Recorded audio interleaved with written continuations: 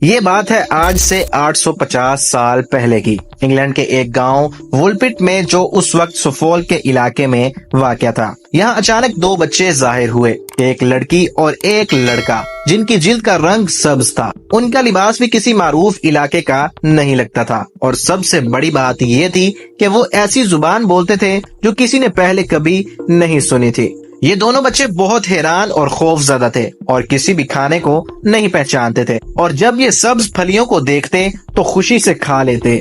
یہ واقعہ صرف روایت نہیں بلکہ دو اہم انگریز مورخین نے اپنے اپنے وقت میں تفصیل سے لکھا ہے۔ ولیم آف نیوبرگ، رالف آف کوگیشل، ان دونوں نے کیا بتایا، یہ بچے کیسے اس دنیا میں آئے اور اس دنیا میں آنے کے بعد ان بچوں نے کیا پیشن گوئی کی، یہ جاننے کے لیے ویڈیو کو آخر تک ضرور دیکھیے۔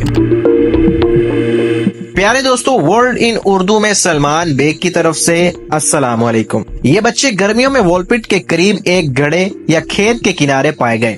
گاؤں کے لوگ انہیں رچرڈ ڈکالنے کے حوالے کر دیتے ہیں، جو ویکس نامی علاقے کا ایک شریف شخص تھا۔ وہاں ان کی پرورش کا آغاز ہوتا ہے۔ ابتدا میں دونوں بچے کسی اور کھانے کو نہیں کھاتے تھے، صرف پھلیاں کھاتے تھے۔ یہ شدید غذائی قلت، جسمانی کمزوری اور ذہنی صدمے کا شکار تھے۔ کچھ ہفتوں بعد لڑکا بیمار پڑ گیا، چند ہی دنوں میں وہ فوت ہو گیا۔ اگرچہ تاریخی تحریروں میں یہ واضح طور پر نہیں لکھا گیا کہ اس کی لاش کا کیا کیا گیا، لیکن اس وقت کی عیسائی روایت کے مطابق امکان یہ ہے کہ اسے قریبی چرچ یا قبرستان میں دفن کیا ہوگا۔ مقامی پادری نے چھوٹی سی دعائیہ رسم ادا کی تھی، اور چونکہ وہ اجنبی بچہ تھا اس لیے شاید کوئی رسمی قبر یا یادگار باقی نہیں رکھی گئی۔ دوسری طرف لڑکی آہستہ آہستہ نئی دنیا سے مطابقت اختیار کرتی گئی۔ وقت گزارنے کے ساتھ ساتھ اس نے انگریزی بولنا سیکھ لیا۔ اب وہ عام لوگوں کی طرح کھانے پینے لگی اور مقامی طرز کا لباس پہننے لگی۔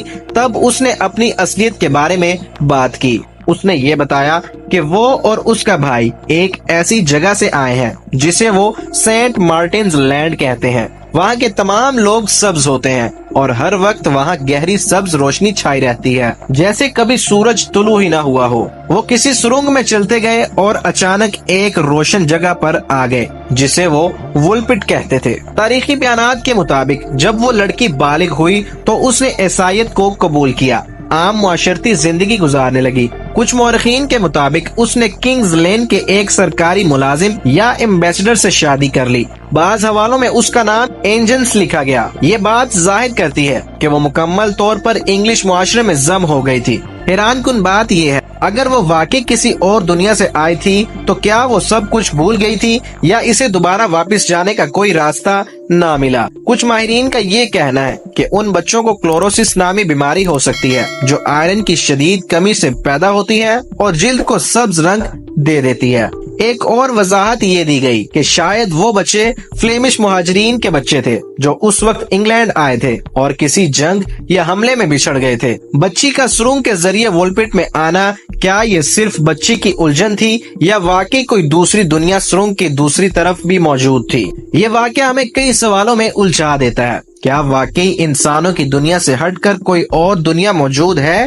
کیا سبز جلد کسی دوسری مخلوق کی علامت ہے یا ایک بیماری ہے؟ اور اگر یہ بچے جھوٹ نہیں بول رہے تھے تو ان کی باقی نسل کہاں پر موجود ہے؟ وولپٹ کے سبز بچوں کی یہ کہانی آج بھی تحقیق کا مرکز ہے۔ نہ اسے مکمل طور پر جھٹلایا جا سکتا ہے، نہ مکمل طور پر ثابت کیا جا سکتا ہے۔ تو پیارے دوستو، آپ کیا سمجھتے ہیں؟ یہ صرف تاریخی غلط فہمی تھی یا واقعی ہم کسی اور دنیا سے مل چکے ہیں مگر اسے سمجھ نہیں سکے؟ کمنٹس میں اپنی رائے ضرور دیا کریں، اور اگر آپ کو ایسی معلوماتی اور حیران کن ویڈیوز پسند آتی ہیں تو ہمارے چینل ورلڈ ان اردو کو سبسکرائب ضرور کر لیجئے۔ ملیں گے ایک نئی ویڈیو کے ساتھ، تب تک کے لیے اللہ حافظ۔